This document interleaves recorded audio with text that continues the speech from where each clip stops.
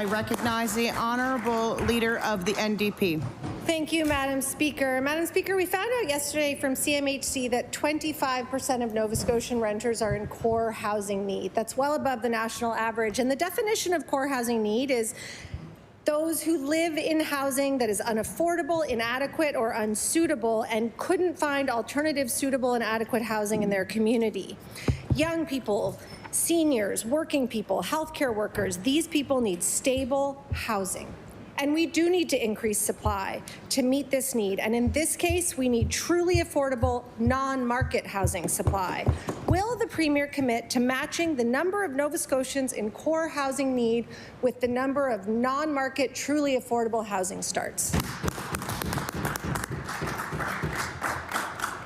I ask that all questions are directed through the chair to the member opposite.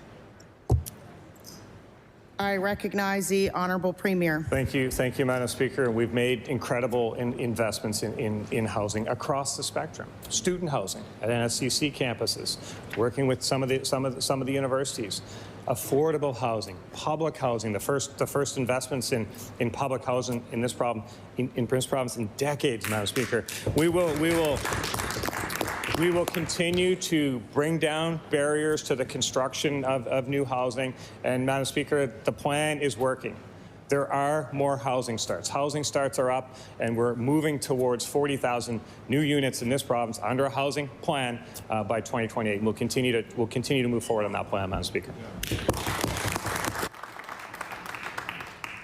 I recognize the honourable leader of the NDP. Thank you. We've heard announcements, but we haven't actually seen any of that public housing. Yesterday, an organization representing many of Canada's biggest landlords said, quote, "We're not tasked with building deeply affordable or social housing. We can't be there. We're in business. Let's draw a line between those two." Developers don't want this responsibility, but nonprofit providers do.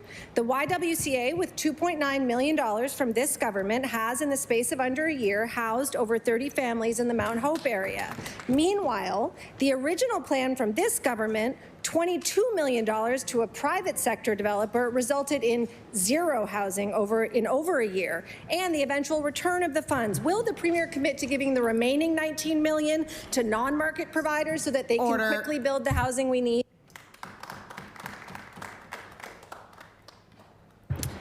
I recognize the honourable Premier. Thank you, Madam Speaker, and I thank the member for recognizing some of the investments that we're making in affordable housing and in public housing. And again, I would say the first investments in public housing in decades.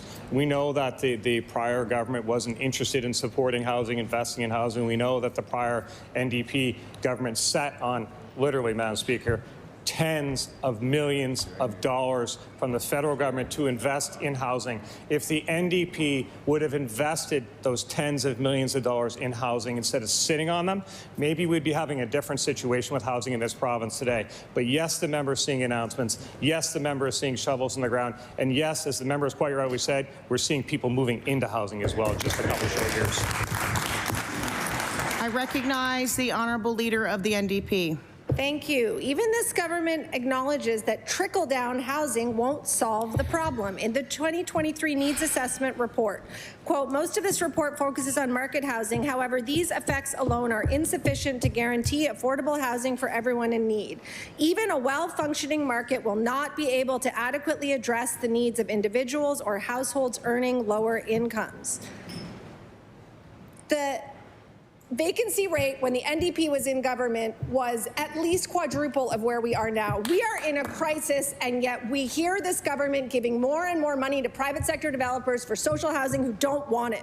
Will this Premier finally acknowledge that for this government to address the housing crisis, they need to build and incentivize housing that people can actually afford? Order. I recognize the honourable Premier. Thank you, Madam Speaker. And this government is investing in housing, record investments in affordable housing, record investments in public housing. We are removing barriers for the construction of new homes. We want housing built. The solution to the housing crisis is more housing across the spectrum: student housing, public housing, affordable housing, and even high-end condos. It involves housing across the entire spectrum.